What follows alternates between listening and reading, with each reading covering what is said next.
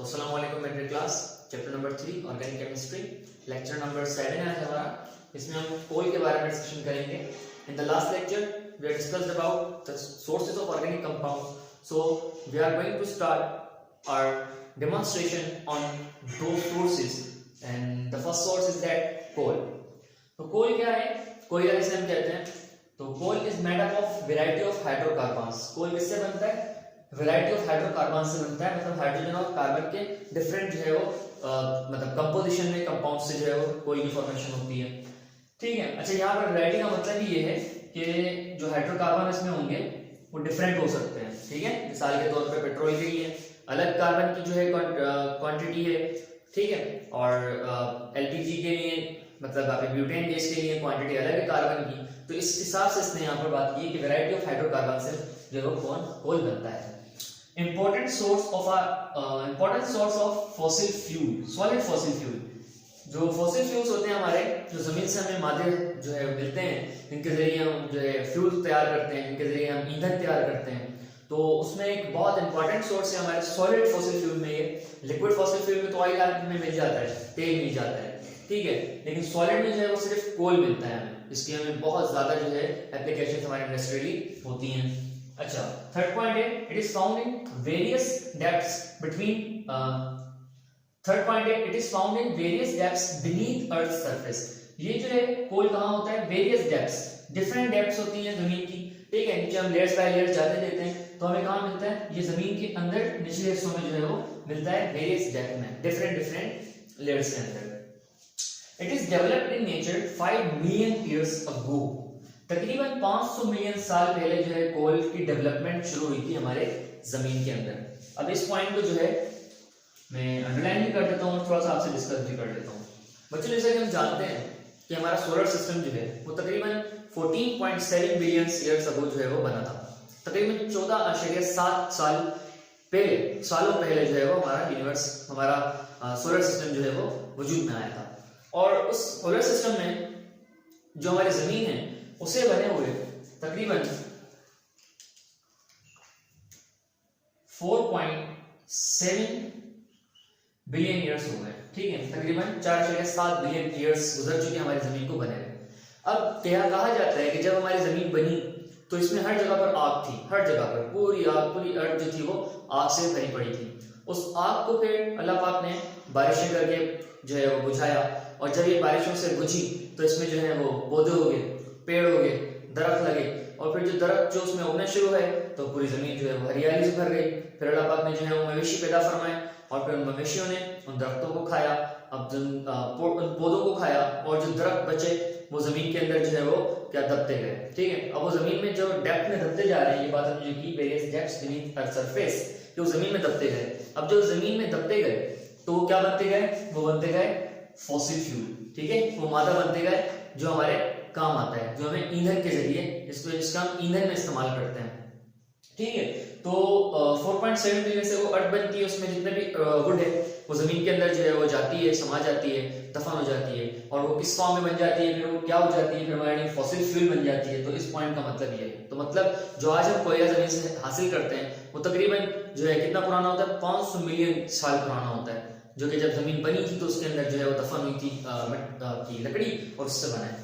It undergoes various stages by high temperature and pressure। जमीन के अंदर डिफरेंट टेम्परेचर और डिफरेंट प्रेशर होता है, तो उसकी बेसिस के ऊपर जो आपकी लकड़ी है वो बहुत सी स्टेज से गुजरती है। वेरियस स्टेज से हमारा जो एक लकड़ी है वो गुजरती है जब वो जमीन के अंदर दफन हो जाती है।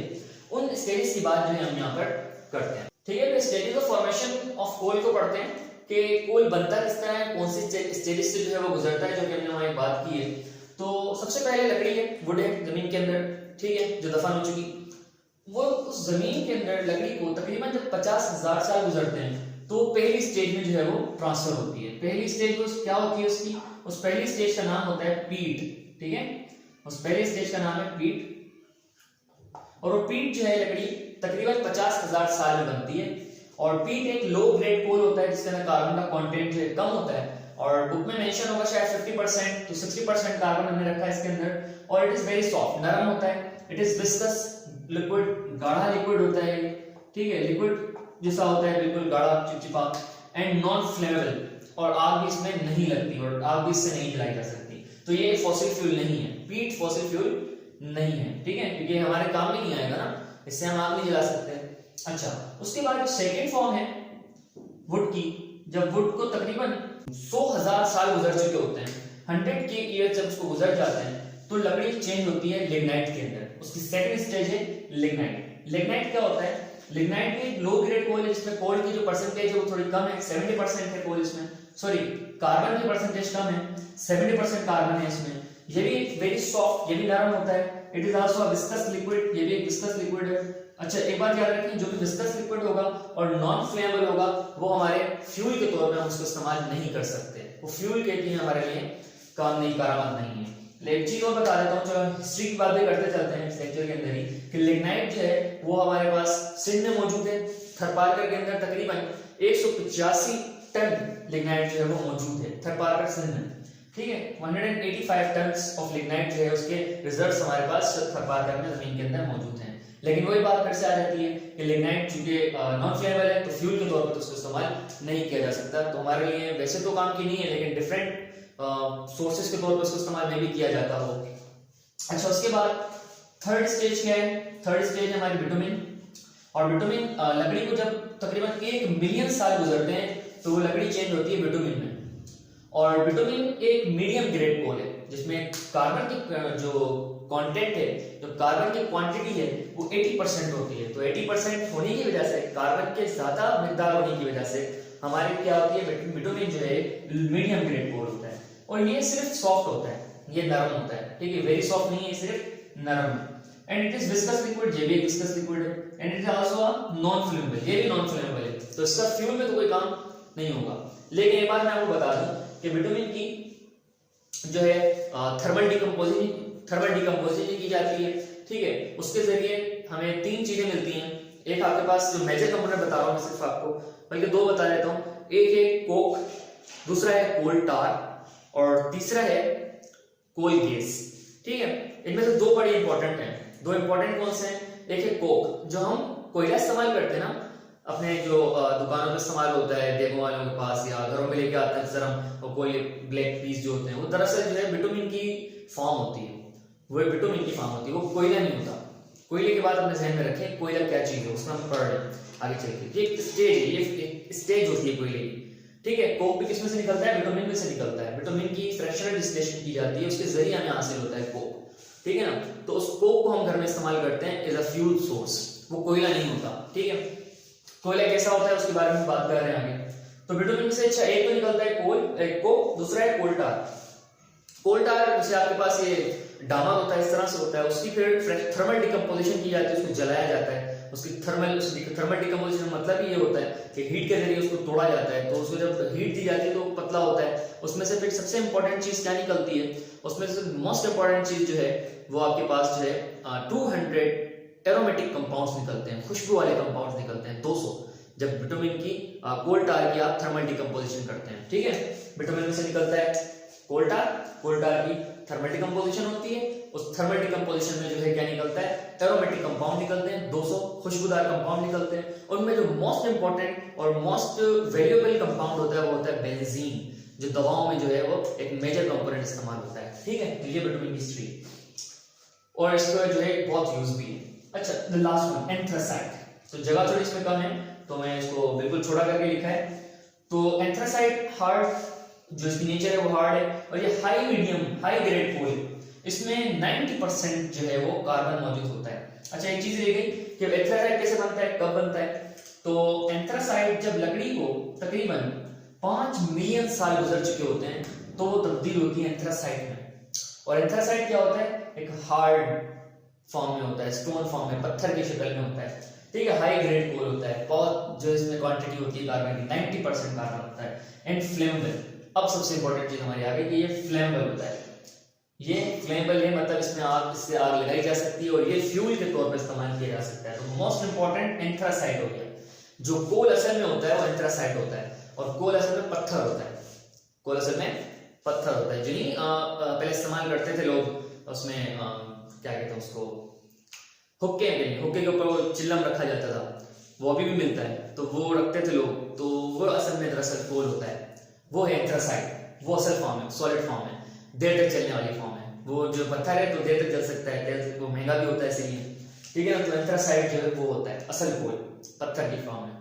अब एक और बात आती है, चलिए मैं एक और चीज शेयर करता हूं आपके साथ कि एंथ्रासाइट के बाद अक्सर बुक्स में लिखा होता है डायमंड, हार्ड फॉर्म है ना, एंथ्रासाइट में चलिए डायमंड में आ जाए तो बिल्कुल हकीकत है। अगर हम थियोरेटिकली लिखत में करते हैं इस बात को कि एंथ्रासाइट के बाद डायमंड की फॉर्मेशन होगी तो हकीकतन बिल्कुल सही बात है, हकीकतन, क्योंकि हम कहते हैं ना कार्बन में 100% डायमंड में 100% कार्बन होता है, तो 90% एंथ्रासाइट तक आ गया, कार्बन जो है वो 100% डायमंड में होगा, ऐसा ना।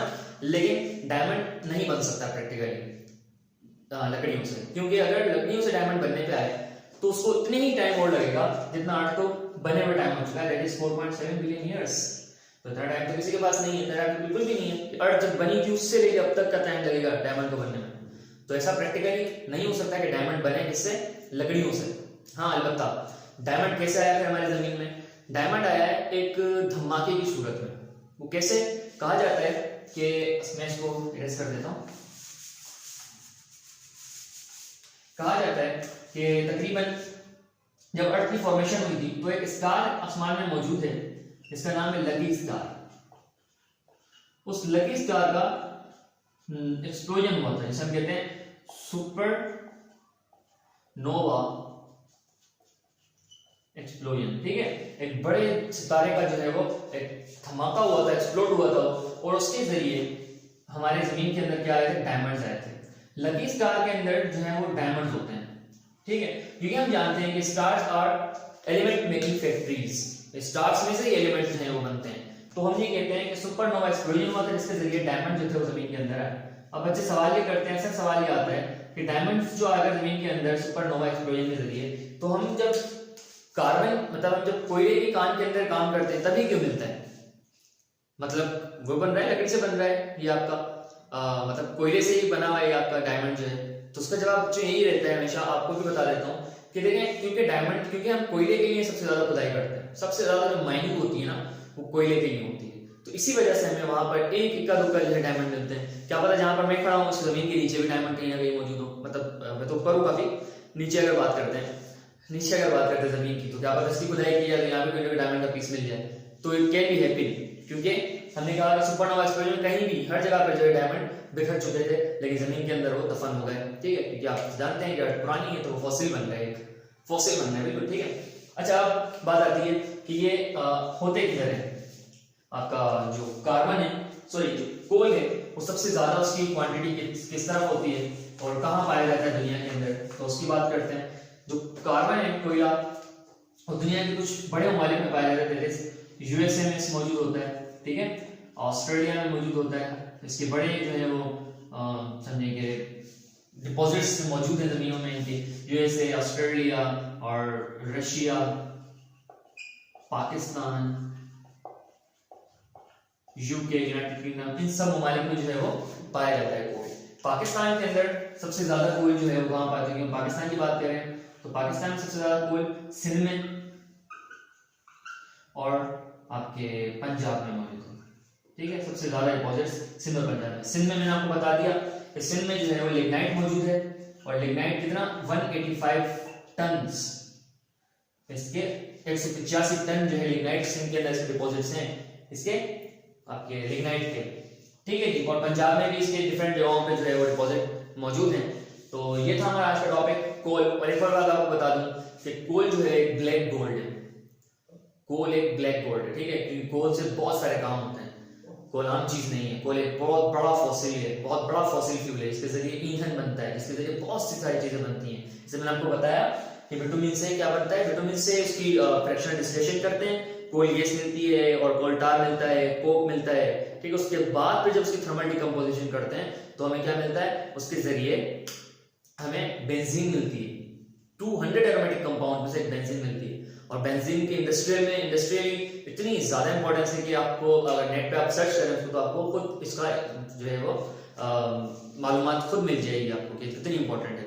तो कोल एक कुदरत की तरफ से बहुत अजीम तोहफा है हम इंसानों के लिए, तो हम उस बात पे अल्लाह का शुक्र भी अदा करते हैं कि अल्लाह ने हमारी ज़मीन के अंदर इतनी सारी मादनियात को रखा और पाकिस्तान के अंदर इस चीज़ को रखा। तो आज के लेक्चर में हमने पढ़ा कोल के बारे में। होपफुली आपको सारी बातें समझ आई होंगी। इंशाल्लाह नेक्स्ट लेक्चर के अंदर आपसे मुलाकात होगी। तब तक के लिए अपना ख्याल रखिएगा। अल्लाह हाफिज़।